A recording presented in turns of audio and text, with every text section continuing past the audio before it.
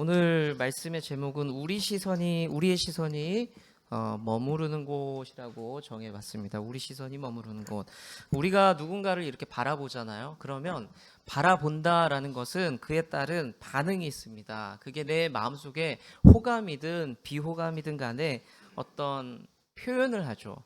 내가 표현을 안 할 때는요, 심장이든 뇌가 어떤 식으로든 자연스럽게 반응을 하게 됩니다. 재미난 실험을 어떤 회사에서 하는데요, 한 여자가 있고요, 그 여자가 맨 얼굴로 이렇게 한 여자가 이렇게 많은 남자들이랑 잠깐 시선을 마주쳐요.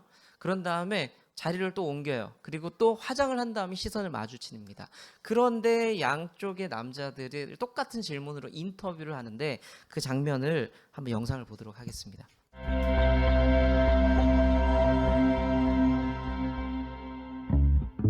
Incontriamo sempre nuove persone e ogni volta la prima impressione si costruisce nei primi 3 secondi. In questo poco lasso di tempo la bellezza di una persona viene determinata dalla prima impressione. Questo esperimento serve a contribuire a creare una buona prima impressione.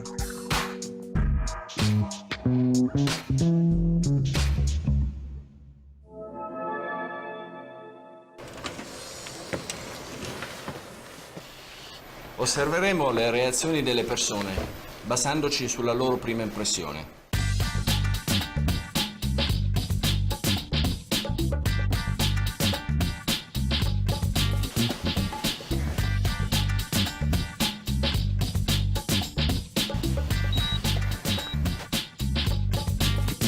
I thought she was a pretty girl, an ordinary girl. She was pretty. Sì, più che attraente direi la ragazza della porta accanto. Sì, sembra una ragazza a modo, la ragazza della porta accanto. Ora faremo qualche modifica al viso della ragazza e osserveremo le reazioni.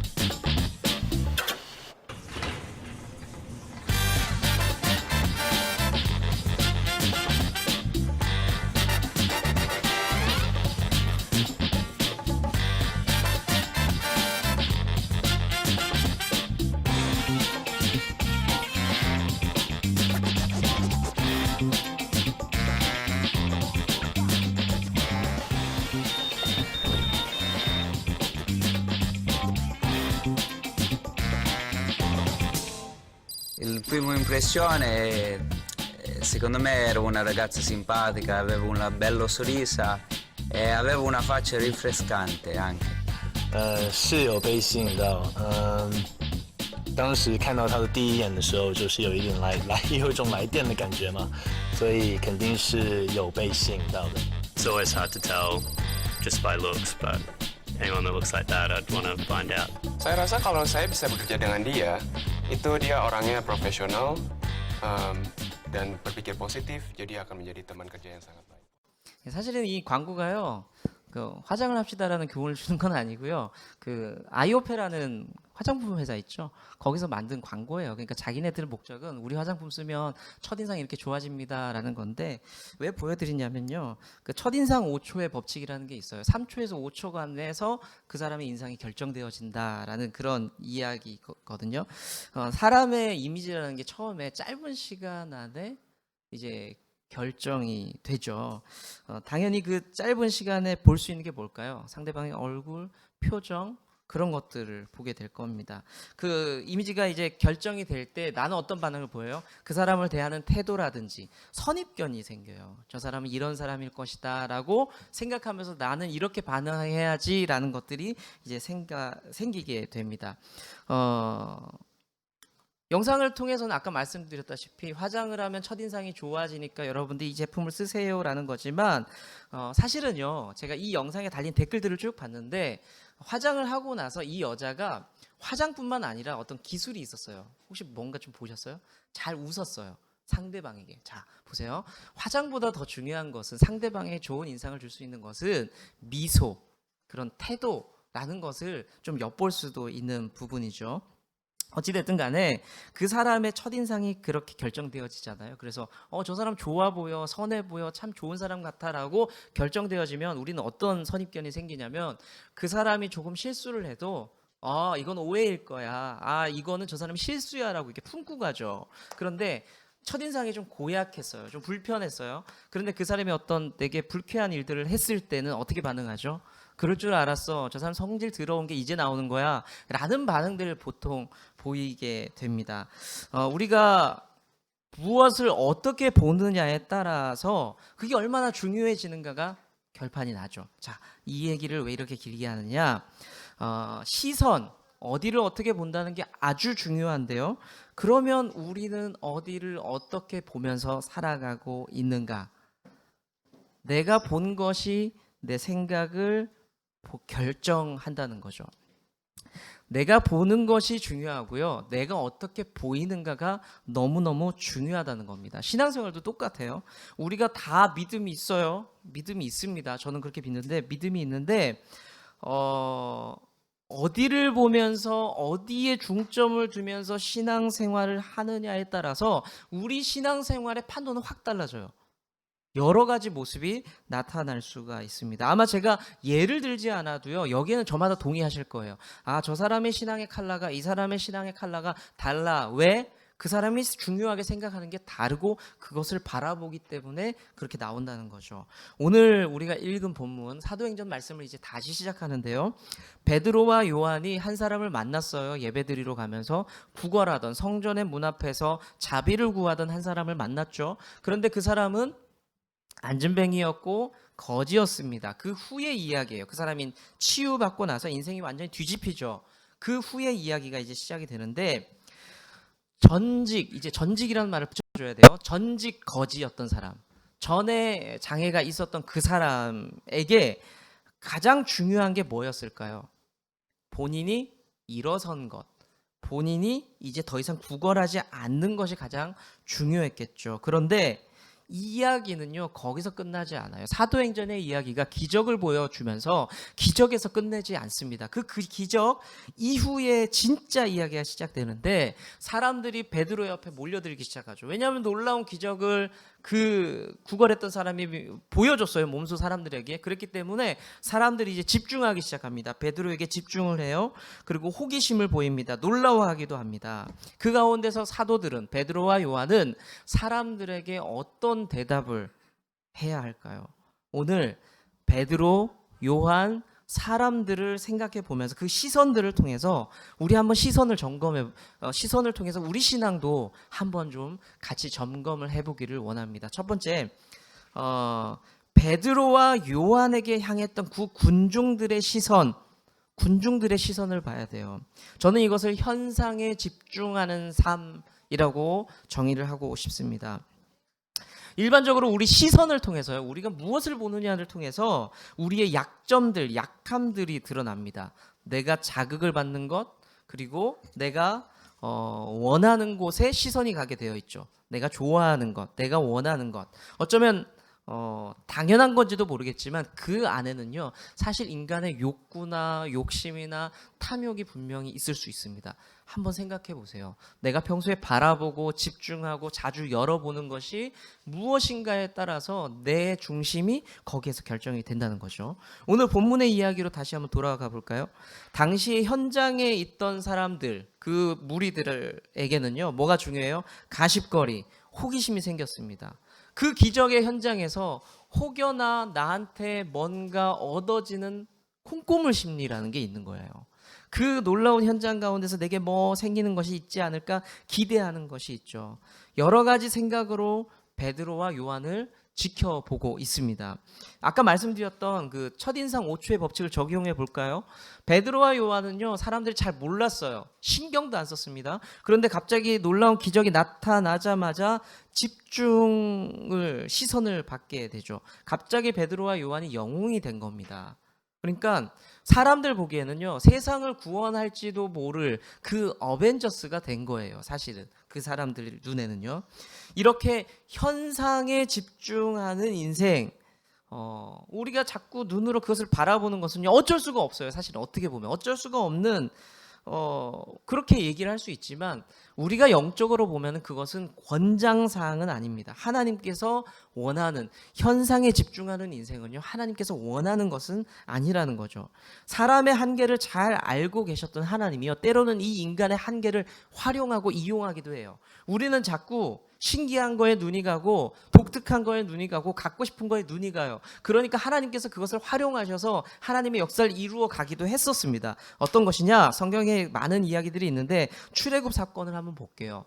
모세가 애굽왕에게 가서 나의 백성들을 데리고 이제는 애굽을 나가야 되겠습니다라고 말할 때에 그 가운데서 왕과 신하들에게 기적을 보여요. 하나님께서 그 일들을 하라고 하거든요. 그러니까 현상을 보여주는 겁니다. 출애굽기 7장 10절의 말씀인데 한번 볼까요?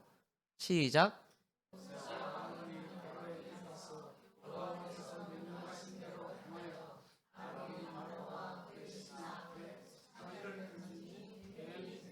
예, 우리가 너무나 잘 알고 있는 성경 구절인데 현상을 보여줘요. 사람들의 1차적인 반응을 보기 위해서 현상을 보여주죠. 이때에 그 다음에 무슨 일이 일어나죠? 애굽의 술사들도요, 현상 대 현상으로 맞서요. 그들도 똑같이 기적을 보여줘. 자, 사랑하는 성도님들, 그래서 기적에 속으면 안 돼요.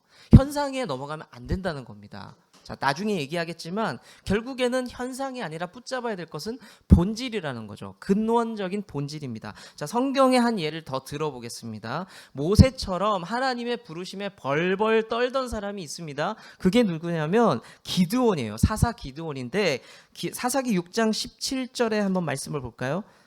시작.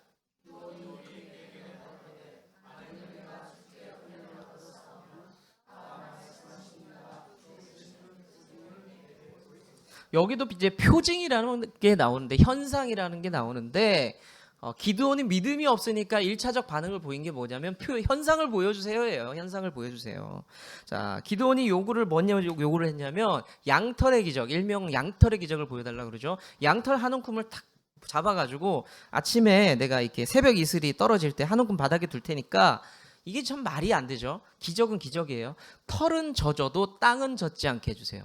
이게 말이 안 되죠. 근데 하나님이 그걸 해버려요. 자, 두 번째 요구 반대로 뒤집습니다. 털은 안 젖고 바닥은 적셔주세요. 근데 하나님께서 그것을 해버리죠.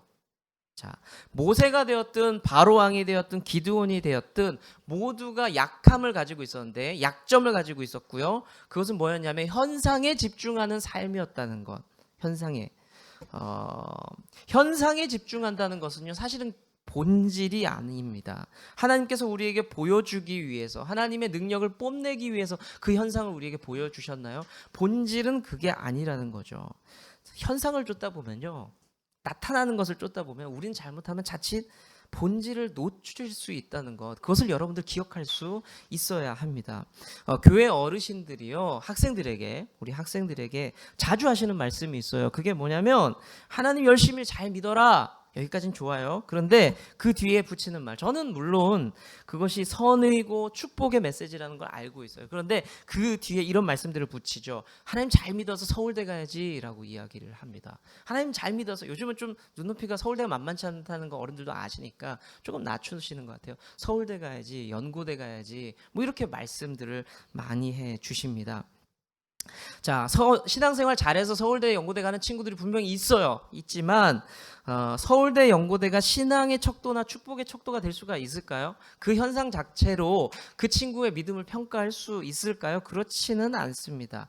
저는 개인적으로 사람을요, 학벌로 판단하는 걸 굉장히 별로 싫어합니다. 여러분들도 짐작을 하셨는지 모르겠지만 제가 왜 이런 말을 할까요? 아, 네가 좋은 대학을 나온 건 아니구나 라는 생각을 하실 수 있겠죠. 뭐 여하튼 저는 학벌로 사람을 판단하고 평가하는 걸 좋아하지 않아요. 그래서 요즘 성도님들의 기호를 제가 알고 있어요. 그게 뭐냐면, 제가 조금 목회자 입장에서 섭섭한 얘기 하나 할까요? 여러 성도님들이 서울대에 나온 목사님을 너무 좋아해요. 부산에 오니까 부산대 출신 목사님을 너무 좋아해요. 그래서 이거 참 서글프네 라는 생각을 했죠. 마찬가지입니다. 마찬가지예요. 우리가 자녀들에게, 학생들에게 한번 정직하게 생각해 보자고요. 이런 이야기를 할 때, 야, 믿음 생활 잘해서 우리가 좋은 대학 가자라고 이야기를 할 때요, 솔직하게 말해서요, 서울대가 무게가 더 있어요? 아니면 신앙생활 잘하라는 게 무게가 더 있어요? 그렇죠. 그러면 굉장히 좋은 거예요. 그런데 많은 부모님들이 신앙이라는 것을 무기로 삼아서 아이들이 찍소리하지 못하게 만든 다음에 서울대학교 가라고 압력을 넣는 거예요. 주된 메시지는. 자, 야 믿음 생활 잘하고 기도 잘해서 서울대학 가야지. 여기에 포커스는요. 우리 젊은 엄마 아빠들이 상당 부분이 서울대에 포커스를 많이 두고 있다는 거예요. 이게 참 서글픈 일이죠. 그래서 똑같아요. 부요함을 말할 때도 똑같아요. 부요함을 말할 때도. 자, 하나님을 잘 믿어서 부자가 돼야 될 수 있습니다. 제가 이렇게 얘기해요. 여러분들 11조 아주 단순하게 얘기할게요. 교회들이 일반적으로 많이 얘기하는 거 11조 잘해서 그만한 재정적인 축복을 받으십시오라고 말할 수 있죠. 그런데요. 한번 생각해 보세요. 아이들에게 공부를 그렇게 믿음과 연관을 시키고요. 재정을 하나님의 축복과 믿음으로 연관을 시켜 놓잖아요. 그럼 무슨 일이 생기느냐? 아이들한테 죄책감이 생기기 시작해요. 아, 내가 공부를 못하는 건 믿음이 없어서 그렇구나라는 생각이 들어요. 사실은 정직하게 그 아이들을 집요하게 날카롭게 공격하는 방법은요. 믿음이 아니에요. 아이들이 공부를 못하잖아요. 믿음이 없어서가 아니에요. 뭐예요? 공부를 안 해서예요. 더 집요하게 공격을 하세요. 사실은 믿음으로 하지 마시고요. 자, 재정의 문제는요. 마찬가지예요. 재정의 문제로 믿음을 쉽게 판단하기 시작하면요. 누가 죄책감을 받아요? 성도님들이 죄책감을 받아요. 자, 제 목회자의 입장에서 얘기할게요. 교회의 사이즈로 목회자를 평가하는 이상한 기준들이 있는데 큰 교회는 복을 받았어요. 작은 교회는 복을 못 받았어요. 그 얘기가 기준이 되어버린다면요. 누가 죄책감을 받을까요? 목사님들이 죄책감을 받아요. 아, 내가 믿음이 없어서, 내가 잘하지 못해서 교회가 이렇게 작은 거구나라는 죄책감을 받죠. 그런데 그렇게 우리 신앙생활을 현상으로 믿음이라는 것을 장신구로 만들어 버릴 때가 많습니다. 지금 모든 사람들이요 베드로와 요한에게 시선이 꽂혀 있습니다. 그 현상의 시선이 꽂혀 있어요. 지금 우리의 시선은 지금 어디 있나요? 현상을 바라보면서 그것을 보면서 판단하고 목을 메고 간구하고 그러고 있는지도 모르겠습니다. 사랑하는 좋은나무교회 성도 여러분, 현상을 뛰어넘는 그 믿음이 여러분들한테 있기를 축복합니다. 자식이 공부를 좀 못해도 그건 현상이에요. 그게 본질은 아니에요. 그렇죠? 성도님들의 삶 가운데 재정이 좀 부족할 때가 있어요. 곤란한 지경이 올 때가 있어요. 그게 본질은 아니라는 거죠. 교회가 좀 작고 어려울 때가 있을 수 있어요. 하지만 그것이 본질은 아니에요. 자, 두 번째 이야기할게요. 우리 시선이 현상에만 고정되지 말자. 두 번째는요. 이제 시선을 옮겨야 돼요. 사람들이 베드로와 요한에게 집중했던 뭔가 기적이 일어날 것 같아 라고 말했던 그 시선이 두 번째 옮겨야 돼요. 예수님께로 옮기는 시선이 되어야 합니다. 저는 그것을 본질에 집중하는 삶이라고 말씀드리고 싶어요. 사람들이 베드로에게 집중을 합니다. 그랬더니 베드로가 어떻게 하냐면 하나님으로부터 출발선을 다시 세팅해버려요. 사람들이 출발이 이상해졌어요. 줄을 잘못 잡았어요. 그러니까 다시 어떻게 끄집어내서 출발선을 다시 잡습니다. 사도행전 3장 13절의 앞부분의 말씀인데요. 같이 한번 읽어볼까요? 시작.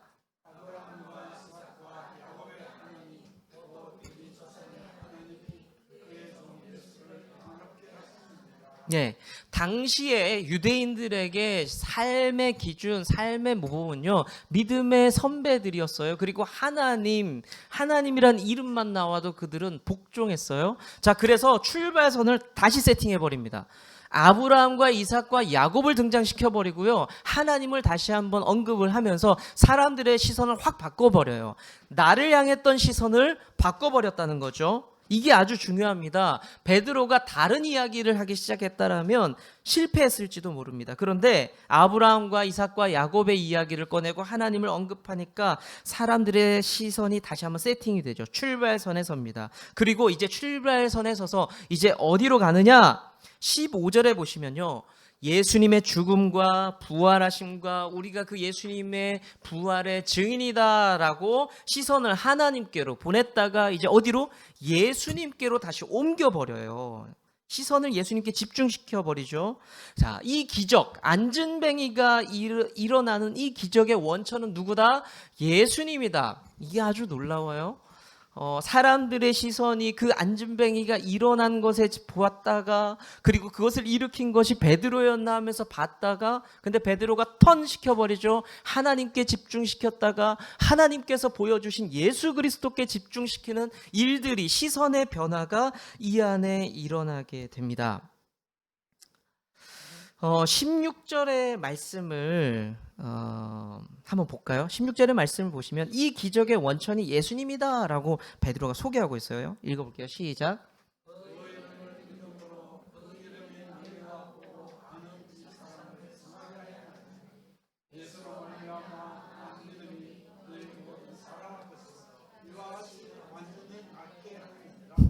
자, 일단 시선을 옮겨야 돼요. 우리 신앙생활하면서 시선을 옮겨야 됩니다. 우리의 시선이 본질이 아닌 것에서 있다면 이제 뭐가 진짜인지를 분명히 찾아갈 필요가 있다는 거죠. 베드로와 요한이 본질은 아니에요. 그렇죠? 그리고 안전뱅이가 일어난 것이 본질은 아니에요. 그 본질이 뭐냐? 누구냐라는 얘기를 베드로가 알려주고 있는데 예수님이다라고 소개하고 있어요. 사람들은 지금 뭐만 보고 있어요? 베드로의 입만 보고 있습니다. 베드로가 어떻게 말하나 보고 있어요. 그런데 베드로가 이야기하는 것은 내 입을 보지 말아라. 이 현상을 보지 말아라. 예수님이다.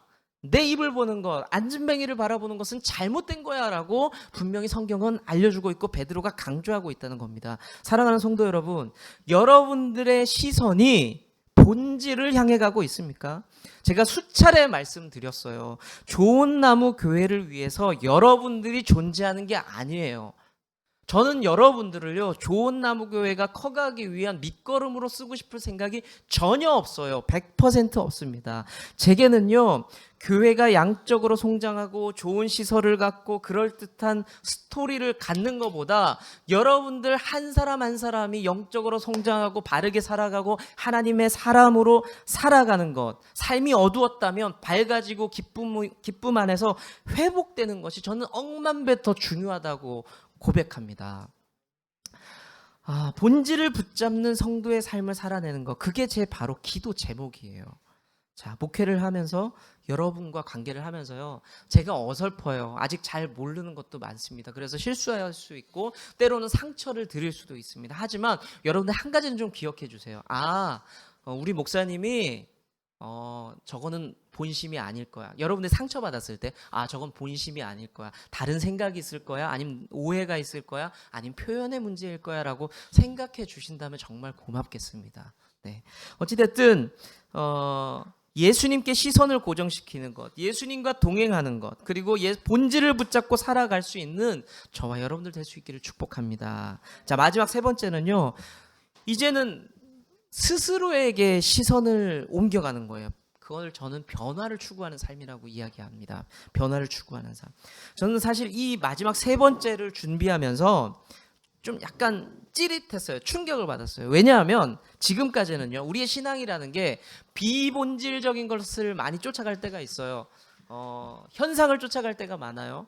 그런데 그것을 접어버리고 본질을 쫓는 것, 예수님을 쫓아간다는 것은 그걸로 충분하거든요. 그것으로 충분하거든요. 그런데 제가 그렇게 생각했는데 말씀을 묵상하면서, 오늘 본문의 말씀을 묵상하면서 그 너머의 또 다른 시선 하나를 하나님께서 알려주시는 것은 뭐냐, 우리가 헛된 것을 향했던 그 시선이 이제 예수님께 고정이 되었다면 이제는 그 예수님을 향했던 시선을 다시 스스로한테 봐야 돼요. 자신을 봐야 됩니다. 말씀으로 나를 스스로를 비추어 볼 필요가 있다는 거죠. 17절의 말씀을 보시면요, 혹시 성경이 여긴 없거든요. 성경을 17절의 말씀을 한번 읽어보실까요? 펴져 있다면 17절의 말씀을 보시면 예수님을 소개한 뒤에 베드로가 갑자기 시선을요, 회중들에게 돌립니다. 한번 읽어볼게요. 17절 시작. 형제들아,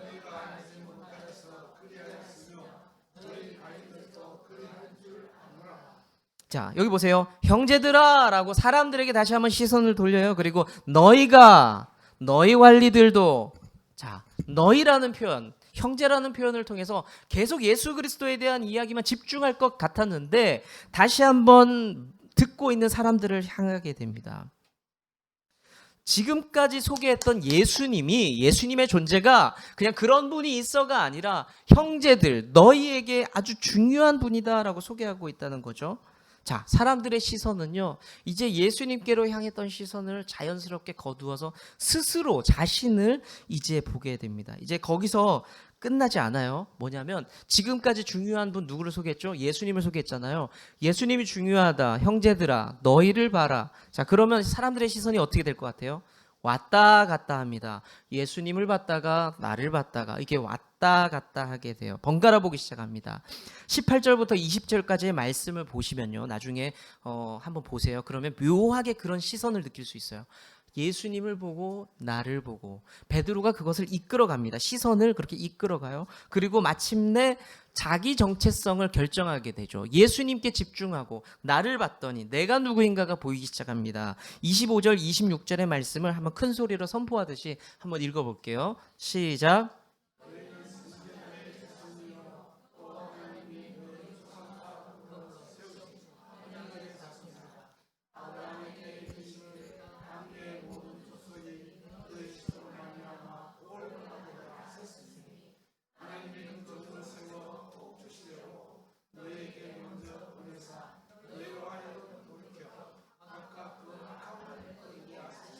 자, 잠깐 눈으로만 보세요. 이 눈으로 봤을 때도 마지막으로 예수님과 우리 스스로를 이렇게 계속 번갈아 가면서 봤을 때 우리의 정체성이 확정되는데, 딱 봤을 때 우린 누구예요 도대체?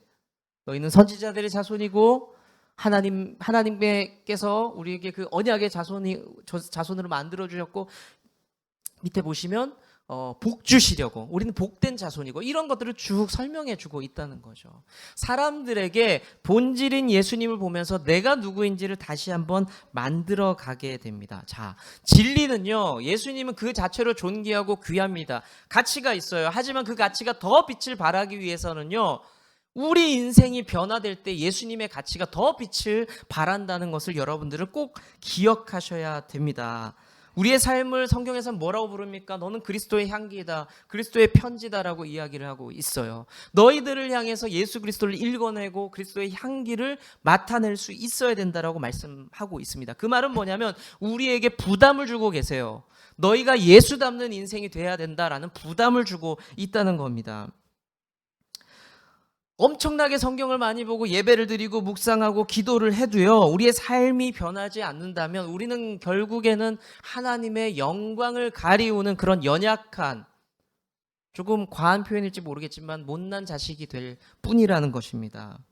우리는 예수님을 알고 있고 믿고 있습니다. 우리에게 주어진 숙제가 뭐예요? 이제 예수님을 바라보면서 예수님의 말씀에 비추어서 내 삶을 다시 한번 돌아보고 내 삶이 변화되는 것, 끝까지 바뀌지 않는 내 모습, 포기가 안 돼서 놓지를 못해서 변하지 않는 내 모습, 순종하지 못해서 변화되지 않는 내 모습을 예수님과 내 스스로를 보면서 살피면서 결단을 해야 된다는 거죠. 이제는 말씀으로 스스로를 살필 수 있는, 그래서 변화가 있는 좋은 나무교회 성도 여러분 될 수 있기를 축복합니다. 이제는 좀 더 한 걸음 더 나아갈 수 있기를 바랍니다. 이제 말씀을 맺겠습니다. 오늘은 우리 시선이 향하는 곳들을 본문을 통해서 봤어요. 자, 정리가 좀 되세요? 그 당시의 사람들 한번 정리를 해보자고요. 처음에 첫째로 베드로와 요한을 향했던 시선이 있었죠. 기적을 봤습니다. 현상에 집중하는 삶이었어요. 우리는 그 현상에 너무 매몰되어 있는 것 같아요. 물론 우리는 자랑할 수 있어요. 하나님이 행하신 기적들을 자랑하고 찬양할 수 있습니다. 많은 분들이 저한테 질문을 해요. 좋은 나무 교회가 5달, 이제 6개월째 접어들었는데 6개월 시작하면서 어떻게 사람들이 많이 모여요? 솔직히 이야기합니다. 그분들에게. 죄송한데 저는 한 게 없어요. 이거는요, 겸손이 아니에요. 그냥 저는 진짜 한 게 없어요. 자, 우리가 그런 현상을 보면서 현상에 주목할 수 있어요. 제 친구들, 선배들, 후배들, 목사님들이 전화가 오죠. 왜? 그러니까 왜라는 표현 되게 이상한데, 왜 너네 교회 사람이 많냐는 거예요. 그래서 기분이 좀 나쁘긴 했는데 내가 못해서. 자, 어찌됐든 간에 우리는 그런 현상에 집중을 합니다. 왜? 그곳에 그런 일이 일어날까? 평범한 사람들은 그렇게 살아가요. 그렇지만 저와 여러분들은 평범을 넘어가야 된다는 거죠. 현상은 달콤해요. 분명히 매력적입니다. 하지만 자칫 그 현상이라는 것이 우리의 발목을 붙잡고요, 신앙을 왜곡시킬 수 있다는 것을 여러분 분명히 기억하셔야 됩니다. 두 번째, 우리의 시선은요, 예수님께로 옮겨가는 시선. 현상에서 예수님께로 옮겨갑니다. 본질에 집중하는 삶이죠. 눈에 보이는 현상이 아니라 그 현상을, 그 기적을 일으키신 분이 누구야라고 시선을 옮겨야 된다는 것. 그분이 예수님이라고 베드로가 얘기하고 있잖아요. 고난 속에서도, 평안 속에서도, 부유함 속에서도, 때로는 가난 속에서도, 질병 속에서도, 강건함 속에서도 우리는 예수님께 시선을 돌릴 수 있는 그런 삶 되기를 축복합니다. 자, 세 번째 시선 정리를 이렇게 할게요. 스스로에게 옮겨지는 시선이 필요합니다. 변화된 내 삶을 지켜보세요. 예수님은 모델입니다. 바라보고 또 바라보셔야 되죠. 그런데 바라보고 거기서 끝낼 문제는 아니죠. 우리가 달려갈 길이 있습니다. 그냥 쳐다보는 것에서 끝낼 것이 아니라 우리가 그분을 보면서 닮아가야 된다는 것. 나를 보지 않으면 안 돼요. 나를 보면서 닮아가야 된다는 것. 신앙생활이 이제 길어지고 깊어질수록 우리는 어디를 봐라? 예수를 보는 것에서 더 넘어서 나를 좀 봐라.